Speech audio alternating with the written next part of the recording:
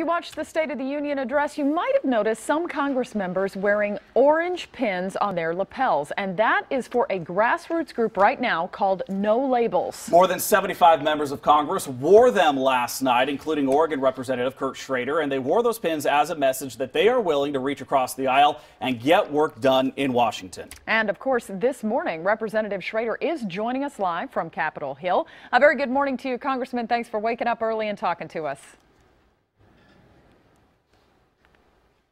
Good morning to you. We're hoping we're going to be able to hear you. President Obama talked in 2014 about it being a year of action. So how do you feel about his plan to work around Congress if all of this gridlock continues?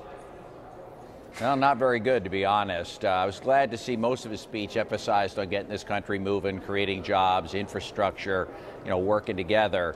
But it's not his job to go around Congress. We're the constitutional legislative body, and frankly, there are groups that are working together right now. We passed a budget bill. Farm bill will probably pass here today. It's usually a very tough bill to pass, bipartisan support this time. And this group, No Labels, a group of problem solvers here in Congress, 75 strong, very interested in actually working together. There's a lot more going on that the media doesn't really know about. I'm glad you guys are reporting it.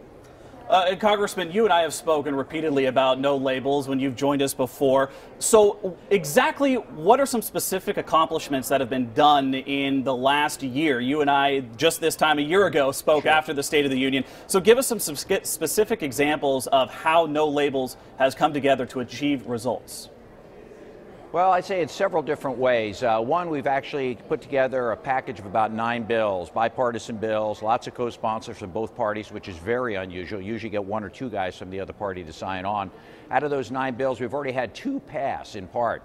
One was a no budget, no pay. I would say it's the bill that actually got Congress to pass a budget for the first time in probably 8-9 years. And then the second one was for our veterans, making sure the Department of Defense and Veterans Affairs work together to make sure our wounded warriors can actually get the care they really need. That passed in the Defense Authorization Act just a little while ago. And then beneath the surface, it's the ability to work together. I think some of the action you're seeing this year in this first month with actually having an appropriations process and bills pass, the Farm Bill passing, that's because trust is starting to be built. And No Labels and the problem solvers here in Congress are all about that. I'd really urge the President to hold his fire, work with us, work with Congress. That's the way it should be. NoLabels.org. If you're interested, you should sign up. We're trying to develop a national strategic agenda. We'd like you to play into that. We want to create a vision. You don't know where you're going unless you have a vision or goals. Any business person knows that. Any family knows that. We're trying to set that up.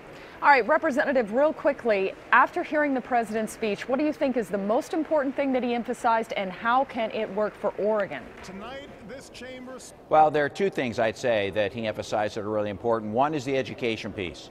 In our state, our great state, the education we know is the key to unlocking unlimited potential for our young kids. And frankly, some of the displaced workers out there. He talked about workforce training programs, streamlining them, getting them to be more functional, much like we see at, say, Clackamas Community College or Chemeketa Community College or on the coast, where they target that training for existing jobs that businesses need to have filled.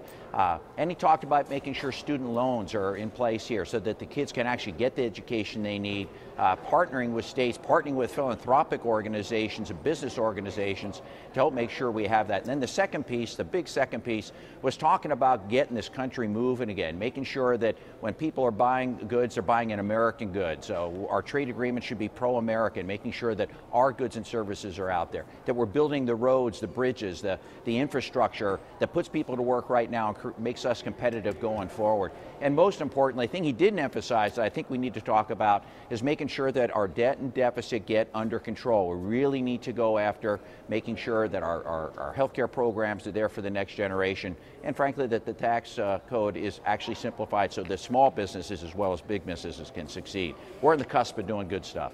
Thank you very much, Representative Schrader, joining us live from Washington, D.C. this morning. We always appreciate you taking the time to talk with us, and you're welcome back anytime. So thank you, Representative.